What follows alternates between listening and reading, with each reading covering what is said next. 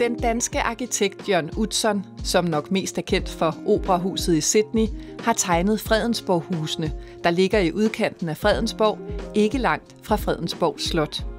På en sydvendt skråning mellem by og åbent land omkranser de karakteristiske takkede gule mure 77 række- og gårdhavehuse med inspiration fra kinesisk og japansk bygningskultur.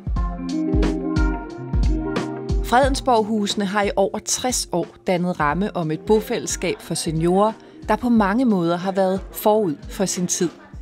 Her er plads til at være sig selv, men også til fællesspisning og andre sociale traditioner. I efteråret 2021 åbnede fælleshuset i bebyggelsen som Utzon Museum Fredensborg. Museet har åbent en dag om ugen, men derudover er der mulighed for at besøge enkelte huse i området med udgangspunkt i museet efter særlig aftale. Det er frivillige beboere, der jævnligt viser grupper rundt og holder foredrag om den unikke bebyggelse. Det nye museum er etableret i forbindelse med en renovering af fælleshuset.